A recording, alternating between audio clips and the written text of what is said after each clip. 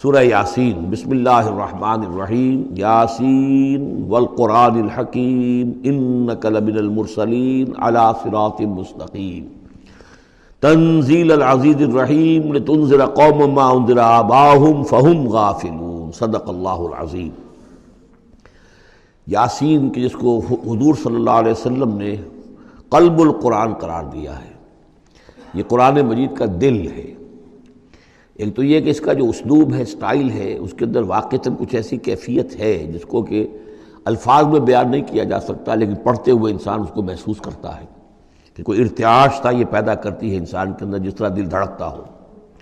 ایک اور اعتبار سے یہ بات میرے سامنے آئی کہ میں نے جو عرض کیا تھا آپ سے کہ جو 6 گروپ ہیں مکی صورتوں کے، ان میں سے پہلے 2 گروپ جن میں سورہ انعام و اعراف اور اس کے بعد 14 صورتیں یونس سے لے کر مومنون تک، ان میں زیادہ زور جو ہے مکی صورتوں کے مضامین میں سے وہ ایمان بالرسالت پر ہے۔ اس کے بعد جو 2 گروپ ہیں جن میں سے کہ دوسرے کو اس وقت ہم پڑھ رہے ہیں، پہلا وہ تھا جس میں کہ 8 صورتیں تھیں، سورہ فرقان سے لے کر وہ چلی اور سورہ سجدہ پر ختم ہوئی، اس کے بعد مدنی صورت آ گئی سورہ احزاب، 8 وہ صورتیں تھیں، اور اس کے ساتھ ہی 13 صورتیں یہ ہیں کہ جو اب ہم پڑھ رہے ہیں، جن میں سے کہ اب ہم تیسری پر ہیں، سورہ یاسین پر۔ سورہ سبا اور سورہ فاطر آ چکی ہیں۔ اگر ان دونوں کو جمع کیا جائے کہ ان کی تعداد بنتی ہے 23 صورتوں کی بنتی ہے، 13 اور 21۔ ان 21 صورتوں میں سے 10 ادھر اور 10 ادھر، اور بالکل بیچ میں یہ سورہ یاسین ہے۔ 8 صورتیں سورہ فرقان سے لے کر سورہ سجدہ تک، 2 صورتیں سورہ سبا اور سورہ فاطر، 10 ہو گئی، اور اس کے بعد پھر 10 صورتیں ہیں مکیات۔ درمیان میں گویا کہ اس گروپ کی اور اس گروپ، ان دونوں گروپوں میں زیادہ زور تو توحید کے اوپر ہے، شرک کی مذمت اور اللہ تعالیٰ کی شان توحیدی جو ہے، اس حوالے سے۔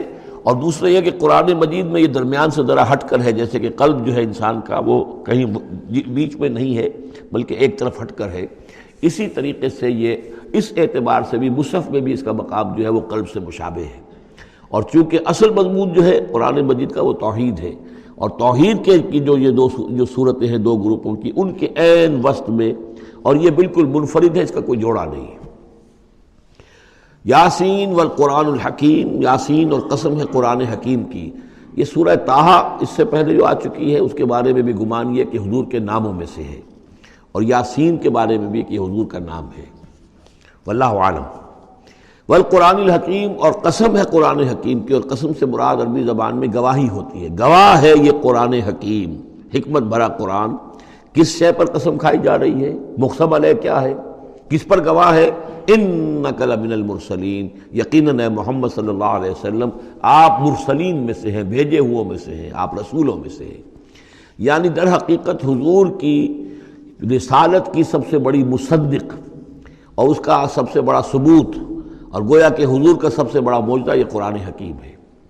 اور بہت سی صورتوں میں آپ دیکھیں گے قاف والقرآن المجید، اس میں اب صاد والقرآن ذی الذکر، حامیم والکتاب المبین، تو وہاں یہ سمجھیے کہ وہاں ان قسموں کے بعد مقسم علیہ جس چیز پر قسم کھائی گئی ہے وہ بیان نہیں ہوئی، اسی کو انک لمن المرسلین ہر جگہ محذوف مانا جائے گا۔ اس اعتبار سے ایسی تمام صورتوں کے لیے یہ سورہ مبارکہ ذروۂ سلام ہے۔ یاسین والقرآن الحکیم انک لمن المرسلین، یقیناً آپ رسولوں میں سے ہیں، علی صراط مستقیم، اور سیدھے راہ پر ہیں، سیدھے راستے پر۔ تنزیل العزیز الرحیم، اور اس قرآن کا اتارا جانا ہے اس ہستی کی جانب سے کہ جو العزیز ہے، زبردست، اور الرحیم ہے، رحم فرمانے والا۔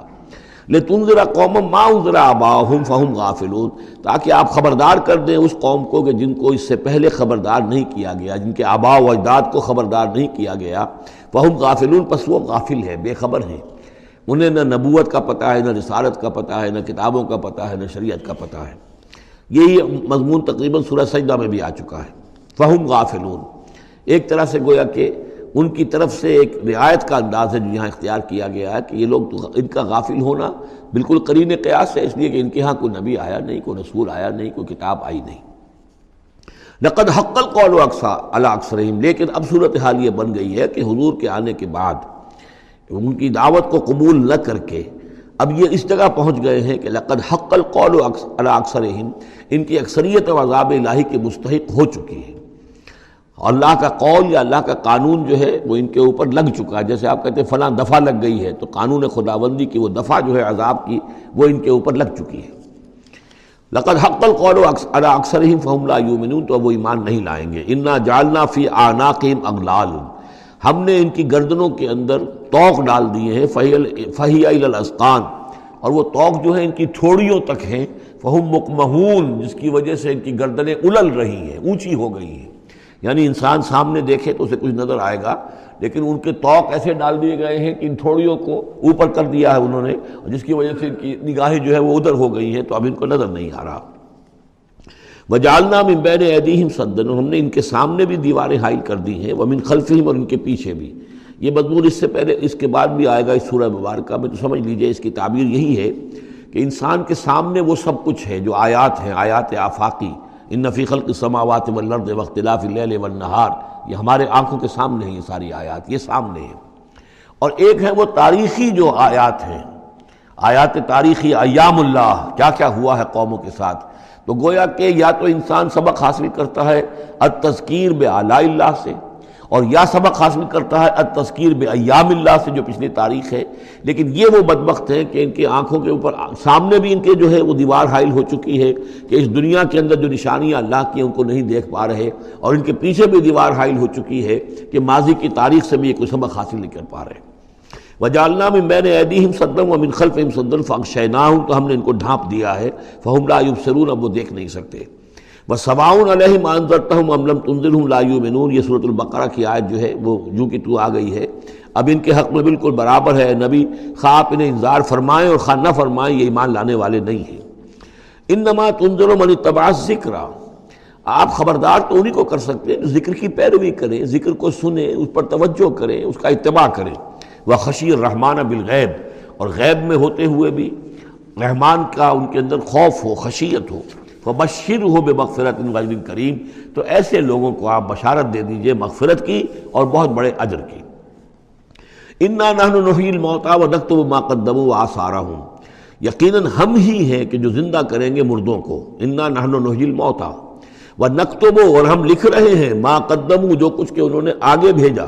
یعنی انسان مرنے سے پہلے اپنی زندگی میں جو اعمال بھیج رہا ہے، جو اس کے اعمال نامے میں درج ہو رہے ہیں، جو کریڈٹ اور ڈیبٹ ہو رہا ہے. وآثارہم، اور اپنے پیچھے جو وہ اثرات چھوڑ گئے ہیں. کسی نے کوئی کسی نیک کام کا آغاز کیا ہے تو اب ظاہر بات ہے اس کے بعد اس کام کا تسلسل ہے، تو اس کام کا اجر و ثواب اس کے حساب میں لکھا جاتا رہے گا جب تک کہ وہ نیک کام دنیا میں جاری رہے گا. اسی طرح کسی نے کسی بے حیائی کے کام کا آغاز کیا ہے، کسی نے کوئی اور اسی طرح کی شرارت جو ہے وہ شروع کی ہے، تو جہاں تک یہ شرارت دنیا میں رہے گی اس کے اثرات جہاں تک پہنچیں گے تو اس کے حساب میں جو ہے اس کا جرم جو ہے اس کے ہاں بھی لکھا جاتا رہے گا. تو نکتب ما قدموا وآثارہم، ہم لکھ رہے ہیں جو کچھ انہوں نے آگے بھیج دیا ہے وہ بھی، اور جو ان کے آثار ہیں جو یہ پیچھے چھوڑ کر آئیں گے اثرات اپنے اعمال کے، چاہے وہ اعمال بد ہیں یا نیک، ہم لکھ رہے ہیں. وَكُلَّ شَيْءٍ أَحْصَيْنَاهُ فِي إِمَامٍ مُبِينٍ، اور ہم نے ہر چیز کو احاطہ کیا ہوا ہے پوری طریقے سے ایک ایسی کتاب میں جو کھلی ہوئی کتاب ہے. امام مبین، وہی جو ام الکتاب بھی جسے کہا گیا ہے بار بار، یہ اللہ تعالیٰ کا علم قدیم ہے.